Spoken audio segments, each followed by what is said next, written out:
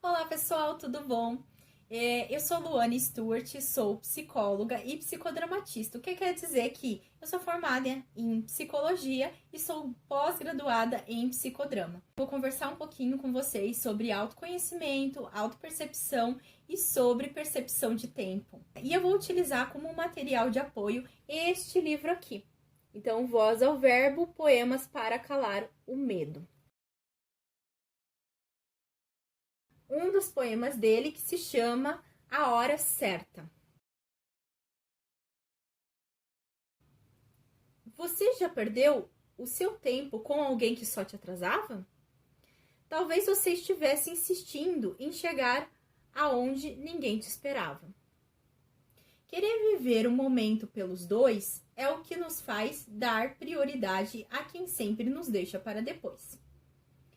É como a história da menina que estava sempre atrasada porque vivia adiando a si mesma para viver agradando aos outros. Então, esse primeiro trecho desse poema, ele diz um pouco sobre a gente viver o tempo do outro e que esse outro sempre tem um tempo dele e a gente vai esperando o tempo do outro e a gente não se situa no nosso próprio tempo. Então, quando a gente não se situa no nosso próprio tempo, a gente se sente sempre atrasada, ansiosa e etc. Então, quer dizer, né? O mal do século é a ansiedade. Por quê? Por que a ansiedade? Porque a gente está sempre tentando se situar no relógio das outras pessoas. E a gente está com muita dificuldade de olhar o nosso próprio tempo.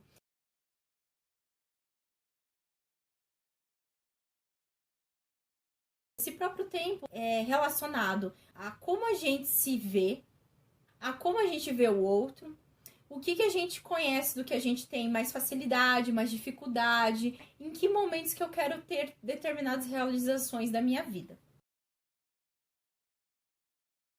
Falando, né, das situações em que essa menina do texto, ela se perdia, né? Então, no relógio do chefe, questionamento não era o ponto.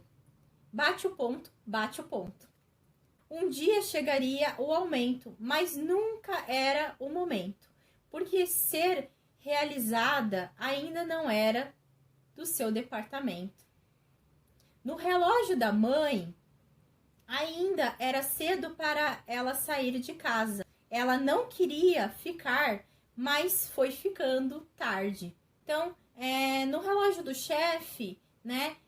Depois vai chegar o momento, depois vai acontecer e etc. E ela foi esperando, né? E se encaixando no relógio desse chefe. No relógio da mãe, deixa para depois sair de casa, deixa para depois. E aí ela já estava sentindo que era a necessidade dela de sair de casa, de ter a vida dela, de ter o lugar dela. E ela estava, né, tentando agradar, né, essa mãe. No relógio da amiga, já tinha que ter casado há horas, há muito tempo ela tinha que ser casado, mas não era a hora dela. Que acabou casando só para sair de casa. Quanto mais se comparava, mais se atrasava por estar sempre esperando algo de alguém. O que era dela nunca era o que ela esperava, mas não questionava, porque no relógio da sociedade tinha sempre que chegar primeiro. A gente tem que olhar para o nosso próprio relógio, qual é o nosso tempo, o que é importante para a gente naquele momento, né? E o que é o processo de terapia frente a essas coisas que a gente está lendo nesse texto, nesse poema. A gente tem que ter autoconhecimento, a gente tem que saber, né, sobre a gente, sobre qual é o tempo meu de aprendizado, qual é o meu tempo de maternidade, qual é o meu tempo de casamento, né? O que eu quero para mim, porque senão eu vou sempre estar em estado de ansiedade e angústia. Foi assim até perceber que a tal hora certa não chega ao mesmo tempo para todo mundo.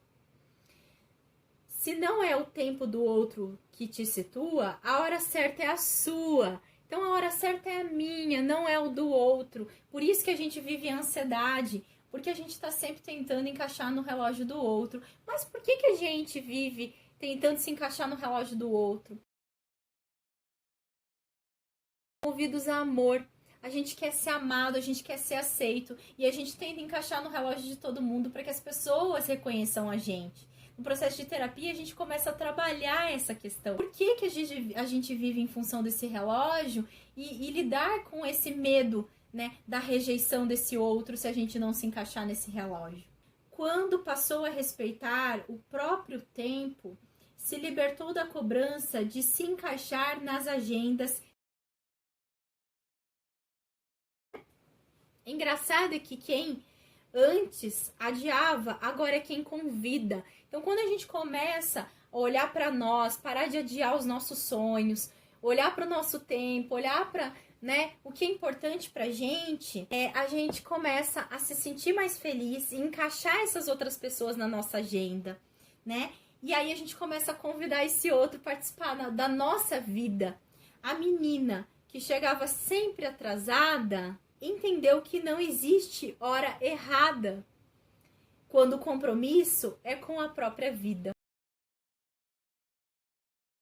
Muito obrigada por assistir esse vídeo de hoje. Espero vocês no próximo vídeo. Espero que tenha ajudado, que você tenha gostado. Se você quiser, compartilhe esse vídeo. Pode passar aí sugestões, né? Pode comentar aí o que você pensou e sentiu em relação a esse vídeo. Um grande abraço, um grande beijo e até a próxima.